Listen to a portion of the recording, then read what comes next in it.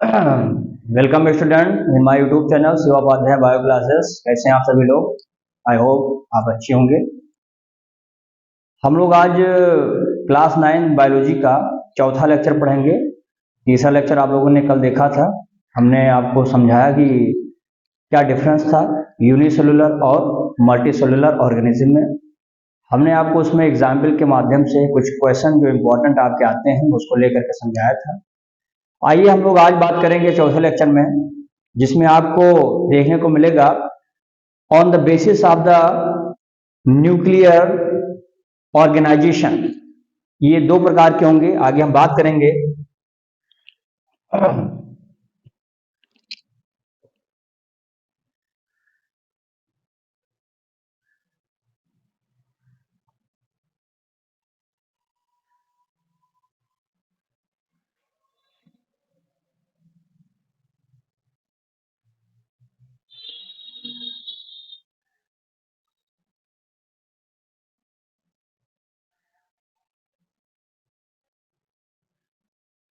जो हम लोगों ने कल पढ़ा था उसी की आगे बात करेंगे। On the basis of the nuclear organisation it is a two type. पहला इसमें होगा जिसका नाम होगा प्रोकैरियोटिक।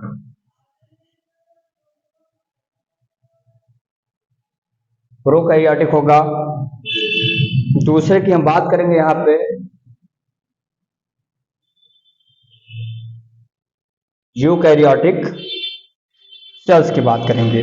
अब यहाँ पे हम लोग का बेटा बात करेंगे इसमें सबसे पहले प्रोकैरियोटिक सेल के बारे में कि प्रोकैरियोटिक जो सेल होता है ये वास्तव में है क्या, इसके बारे में आपको जानना है। तो देखिए ये दो शब्द से मिलकर बना है। एक है प्रो।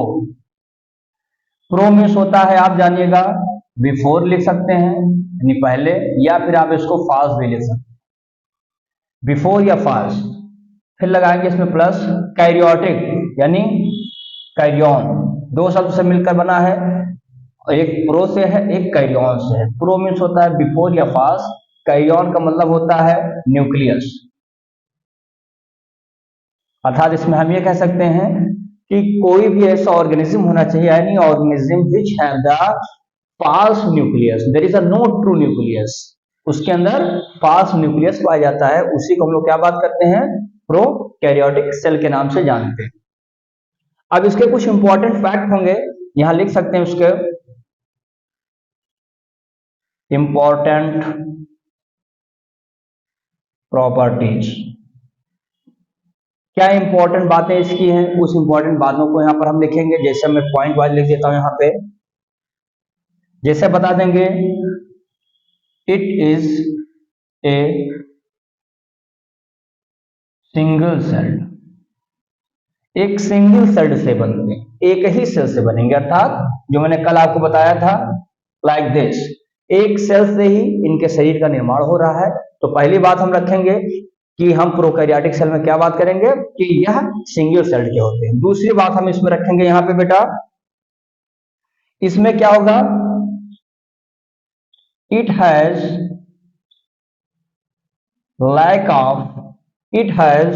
लैक ऑफ न्यूक्लियर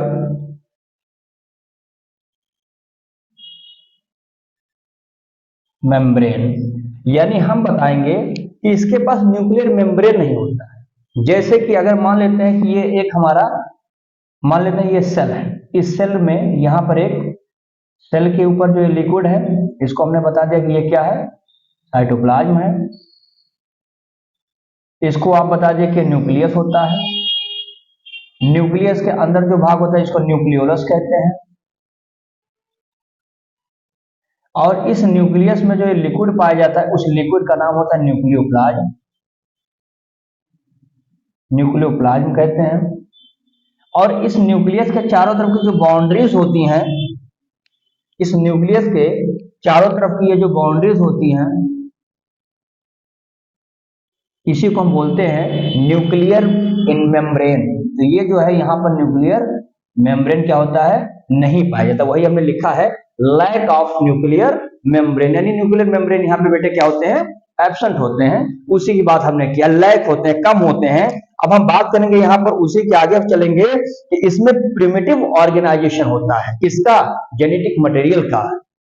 तीसरा लिख लेंगे, it has primitive organisation of genetic material,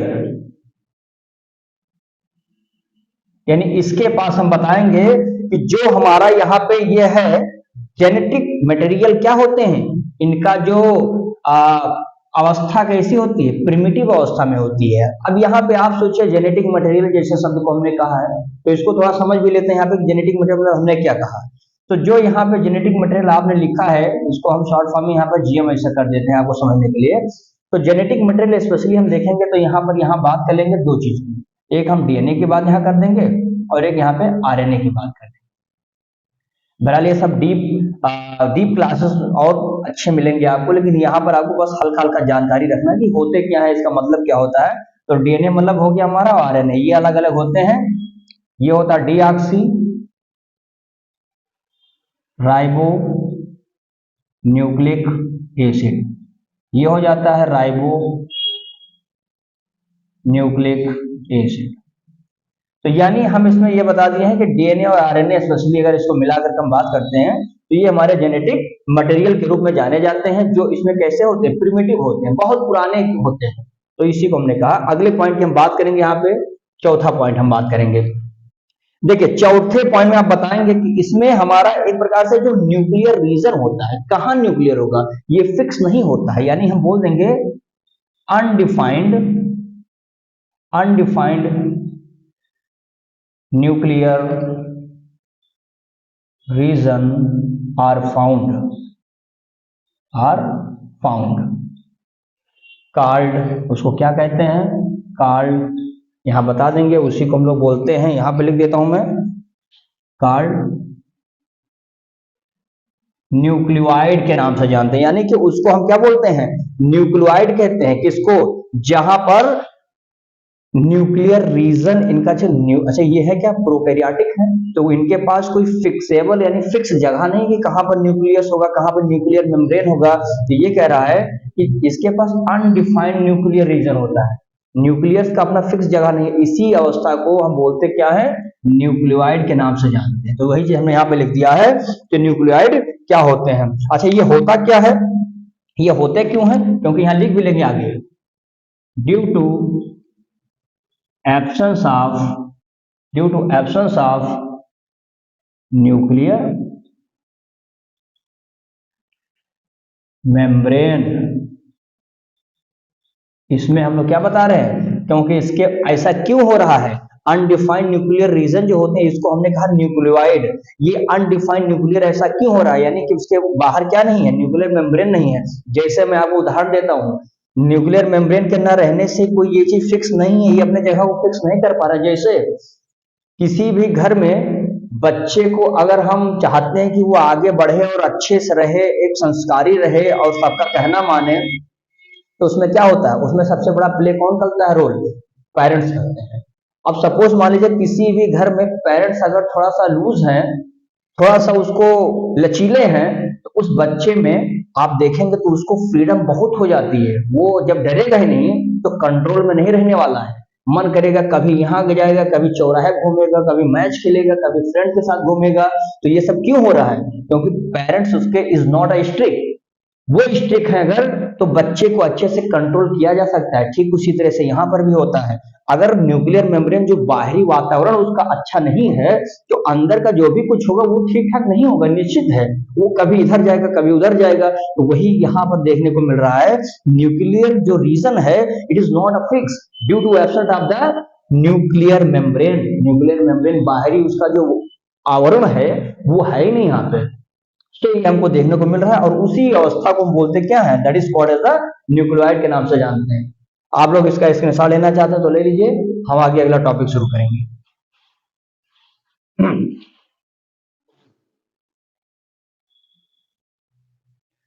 हाँ बेटा, तो इसमें आप लोगों ने स्क्रीनशॉट ले लिया होगा। अब हम लोग आगे देखेंगे, उसी में कुछ और पॉइंट छोटे हैं। इसमें अगली बात हम बता देंगे कि इसमें साइटोप्लाज्मिक जो ऑर्गेनल्स होते हैं ये एब्सेंट होते हैं। कौन से हैं cytoplasmic organelle? Such as mitochondria, lysosome,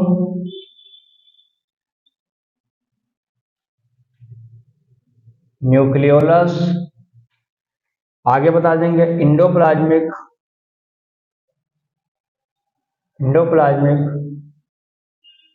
reticulum. ऐसे तमाम चीज जो इसमें पाए जाते हैं बेटे, ये इसमें हम बता देंगे क्या होते हैं, एब्सेंट होते हैं। इसमें चाहिए तो हम आगे इसमें ले चलेंगे, अगर बहुत आगे जाएंगे तो क्लोरोप्लास्ट को भी ले लेते हैं, क्लोरोप्लास्ट ETC कर देते हैं। यानी ये जितनी भी चीजें हमने आपको लिखी है ये साइटोप्लाज्म में होते हैं, चाहे वो माइटोकॉन्ड्रिया हो, चाहे वो लाइसोसोम होता है, चाहे वो न्यूक्लियोलस होता है, चाहे वो इंडोप्लाज्मिक रेटिकुलम होता है, इसका शॉर्ट फॉर्म ER भी होता है, लिख लीजिएगा, या फिर क्लोरोप्लास्ट होता है। ये सब इसमें क्या होते हैं, एब्सेंट होते हैं, ये बता देना है। और एक पॉइंट इसमें ये बता देना है कि इसमें कौन कौन से ऐसे हैं जो इसमें आते हैं। तो देख लीजिए एक पॉइंट और इसमें ले लेंगे, BGA and bacteria is also prokaryotic cell होता है। ये प्रोकैरियोटिक सेल के अंतर्गत ही आते हैं। तो वही चीज मैंने लिखा है कि BGA मिस होता है, इसको लिख देता हूं फुल फॉर्म, यहाँ पे एल्गी होता है, नाम उसका हो जाएगा blue green algae. So the blue green algae and the bacteria is also came under the prokaryotic cell. तो इसमें आपने पूरी पॉइंट आपने समझ लिया होगा क्या होता है प्रोकैरियोटिक, एवरीथिंग क्लियर। अब इसमें अगर कोई प्रॉब्लम कोई दिक्कत आती है, you can just drop your message in the comment box, I can see and reply after this. ये बातें हमने बता दिया कि क्या क्या इसमें प्रोकैरियोटिक की क्या क्वालिटी होती है। इससे ज्यादा प्रोकैरियोटिक में और कुछ नहीं आएगा, इतना ईमानदारी से आप पढ़ेंगे तो काम इसमें हो जाएगा। अब हम बात करते हैं दूसरे टॉपिक की तरफ, जिसका नाम होगा यूकैरियोटिक सेल। यूकैरियोटिक सेल इसमें होता क्या बेटा, यू मीन्स होता है ट्रू, कैरियन, यहां पर रख देंगे, यहाँ पे कैरियन में वही जो आपको बताया था मैंने, न्यूक्लियस। अर्थात हम इसमें ये बता सकते हैं दोज ऑर्गेनिज्म, लिख देता हूं मैं यहाँ पे, those organism which have a true nucleus.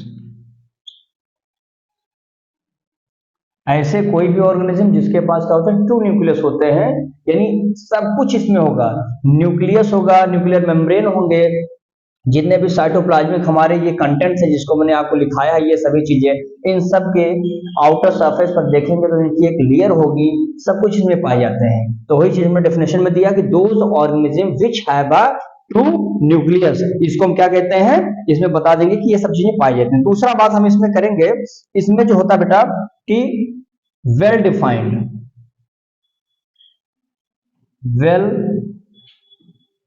Defined होगा क्या चीज इसमें, न्यूक्लियर मेम्ब्रेन। यानी अब उसमें क्या था, नहीं था, but here is the well defined nuclear membrane is the present. दूसरी बात उसी में चाहिए तो ले लें, आगे बता देंगे, न्यूक्लियर मेम्ब्रेन इसमें पाया जाएगा। और एक चीज उसमें बताएंगे, इसमें उसमें क्या था, जेनेटिक मटेरियल हमारा प्रिमिटिव था, पुराना था, लेकिन यहां पे देखेंगे, यहां लिखेंगे जेनेटिक मटेरियल,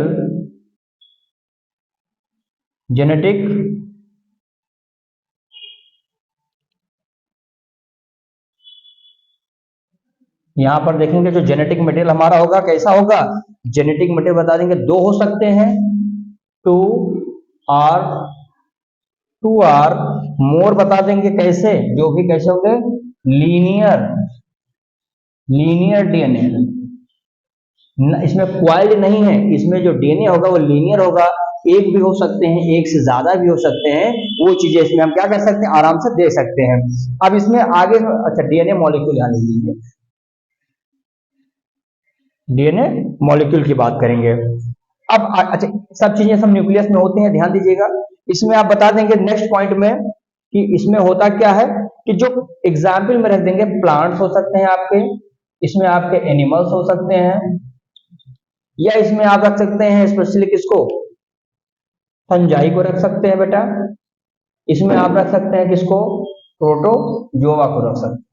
यानी अगर हम इस 4 एग्जाम्पल को समझें यहाँ पे, तो कहीं ना कहीं हमको ये समझ में आना चाहिए कि ये सब यूकैरियोटिक में होते हैं। इसमें हमारे पास वो सभी ऑर्गेनिज्म होते हैं। यहाँ पर आप ये देख लेंगे, ये जितने भी साइटोप्लाज्मिक हमारे पास यहाँ पर थे, ये सब इसमें पाए जाते हैं, चाहे वो आपके माइटोकांड्रिया हो, चाहे वो आपके ईआर हो, एंडोप्लाज्मिक रेटिकुलम हो, या फिर यहाँ पर हम देख लेंगे चाहे वो हमारे यहाँ से लाइसोसोम ले सकते हैं। ये सभी चीजें इसमें क्या होती हैं, पाई जाती हैं, और बाकायदा एक लेयर के साथ पाई जाती हैं, जो इनको बाहर से क्या करते हैं, कवर करते हैं, प्रोटेक्ट करते हैं। अब इसमें आगे हम इसमें बात करेंगे कि इसमें होता क्या है। इतनी बात आपको समझ में आ गई। अब हम थोड़ा इसमें बात कर लेते हैं सेल शेप के बारे में। सेल शेप, ये तो बात हो गई। अब सेल शेप को आप कैसे बताएंगे, तो सेल शेप हमेशा देखिएगा, अलग अलग ऑर्गेनिज्मों में सेल का जो शेप होता है वो अलग अलग होता है। जैसे मैं यहाँ पे लिखता हूँ, आप देखते चलेंगे और समझते भी चलेंगे। यहाँ पे कितने प्रकार के होते हैं, जैसे होता क्या है, स्पिंडल शेप्ड, स्पिंडल शेप्ड होते हैं। स्पिंडल शेप्ड में अगर पूछा जाता है कि भाई स्पिंडल क्या होते हैं, स्पिंडल किसको कहते हैं, तो इसमें आप बता दीजिएगा स्पिंडल शेप में क्या होता है, हमारा मसल सेल्स होता है। तो स्पिंडल शेप्ड में कौन आ जाता है, मसल सेल्स आते हैं। सेकेंड हम इसमें इसको नंबर वाइज में कर देता हूँ, स्पिंडल शेप्ड हो जाएगा। दूसरा हम इसमें ले लेंगे इलोंगेटेड, इलोंगेटेड यानी थोड़ा लंबाई में इलोंग करेगा, elongated nerve cell, nerve cell हो जाएंगे, जिसको आप देखे होंगे नर्व सेल्स को ऐसे।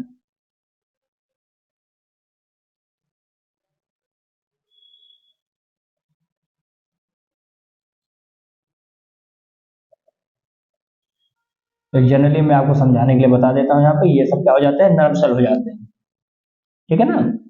ये सब ध्यान दीजिएगा, डेंड्रॉन और एक्सॉन वाला भाग है, ये आप इसमें डिटेल इसमें आपको करना नहीं है, बस हम आपको जनरली समझा रहे हैं कि ये जो होते हैं कैसे हैं, इलोंग है, यानी लंबाई में इनकी क्या है, ग्रोथ हो रही है, तो इलोंगेटेड होते हैं। तीसरा इसमें ले सकते हैं ओवल, ओवल भी हो सकते हैं भाई, ओवल शेप्ड भी तो सेल पाए जाते हैं। कौन है वो, आरबीसी का नाम ले लीजिए, आरबीसी।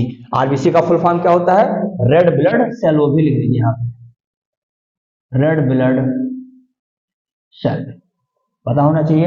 अगर पूछा जाता है कि आरबीसी हमारे शरीर में इंपॉर्टेंट वर्क क्या होता है, then the work of RBC in the our body is the transport of the oxygen, transport of oxygen. ये ऑक्सीजन को ट्रांसपोर्ट करता है, हमारे पूरे बॉडी में क्या करता है, फैलाने का काम करता है। तो इसमें 3 चीजें आपने देखा, स्पिंडल शेप था, इलोंगेटेड था, ओवल था। अब इसमें हम आगे बताते हैं, और आप लोग इसका स्क्रीनशॉट ले लीजिए, फिर मैं अगला बताता हूँ जल्दी से, बहुत जल्दी करिए। तो इसमें आपने ले लिया होगा स्क्रीनशॉट, आगे देखते हैं। चौथा बात करेंगे इसमें, क्यूबॉइडल शेप, यानी जिसमें आते कौन से हैं, जर्म सेल आते हैं।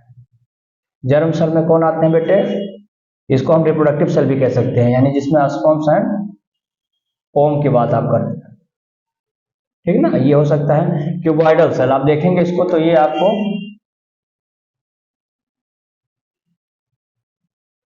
क्यूब की तरह यहां दिखाई पड़ेगा। तो ऐसे स्ट्रक्चर्स अगर आपको दिखाई पड़ते हैं, that is called as the cuboidal shaped cell which are found in the germ cell, that is the sperm and the ovum, and it is also called as the reproductive cell. अब इसमें हम बात करेंगे आगे बेटा, 5th की बात करेंगे इसमें, ब्रांच्ड सेल, ब्रांच्ड शेप देखेंगे इसमें। ब्रांच शेप की बात आप करेंगे तो इसमें आता है ऑस्टियोसाइट, ऑस्टियोसाइट से आ जाएंगे इसमें, और अगला हम बात करेंगे 6 लेवल पर। अगर इसमें देखेंगे कोई, तो इसमें हमारे लिए स्पेशली हम इसमें बात कर लेंगे कि ब्रांच सेल, ऑस्टियोसाइट। अब इसमें एक चीज और देखेंगे, कुछ ऐसे भी हमारे पास होते हैं जिसका कोई फिक्स अवस्था नहीं होता, जैसे there is no fix shape and size, no fix shape and size. ऐसे भी कुछ हैं जो इसमें ऐसे देखने को मिलते हैं। वो कौन से हो सकते हैं? जो इसमें देख सकते हैं यहाँ पे हमारा अमीबा, इसमें आप अमीबा को देख सकते हैं। इसमें आप देख सकते हैं किसको?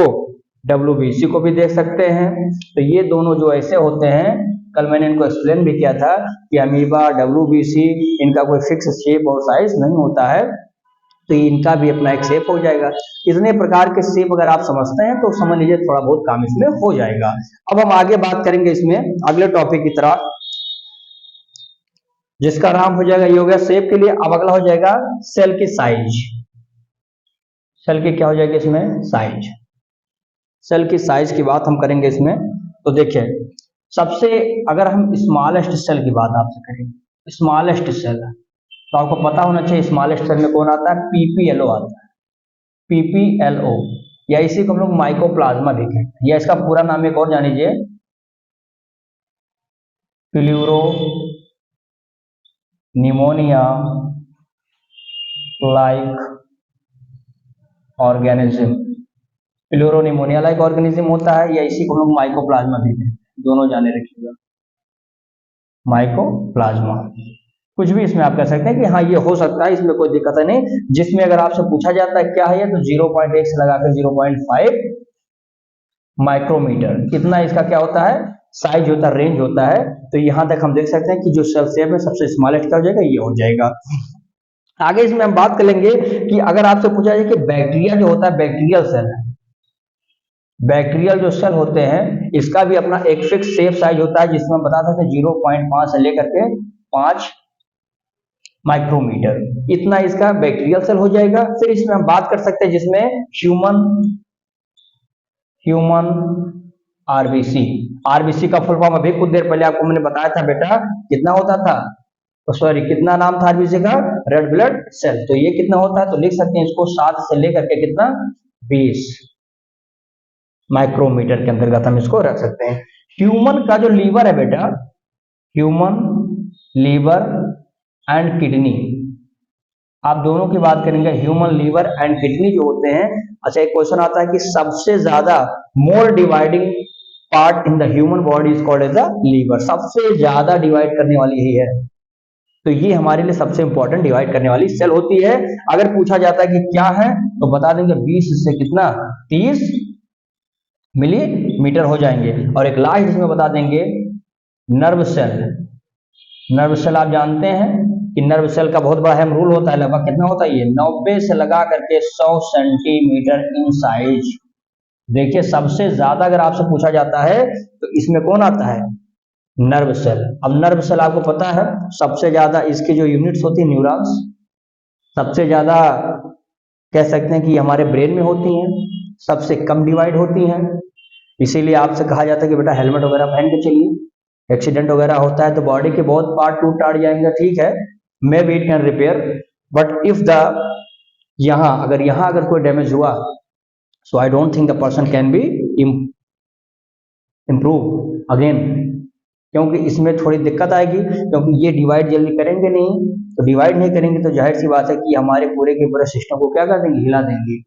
तो इसका ध्यान रखिएगा कि सबसे कम कौन सी हो रही है, सबसे ज्यादा कौन सी हो रही है, सबसे लंबी कौन सी है, आरबीसी का क्या है, ह्यूमन लीवर का क्या है, किडनी का क्या है, तमाम चीजें आपने देख लिया है। किडनी का काम पता होगा आपको, फिल्ट्रेशन का काम करता है। लीवर सबसे आप देखेंगे ज्यादा डिवाइड कर रही है। नर्व सेल आप देख पा रहे हैं कि it is a very less dividing capacity. आपने इसमें देखा कि आरबीसी का फुल फॉर्म क्या होता है, you know that, red blood cell. What is the function of the RBC? It can transport of the oxygen in the whole the body and the size of this shape is 7 to 20 millimetre. फिर बता देंगे bacterial cell also the very from the size that is 0.5 to the 5 millimetre.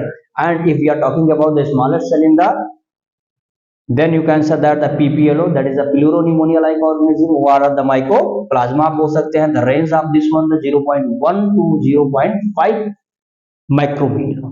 So that is the completed this topic. अब यहाँ तक की बातें बेटा हम लोगों ने कर लिया है.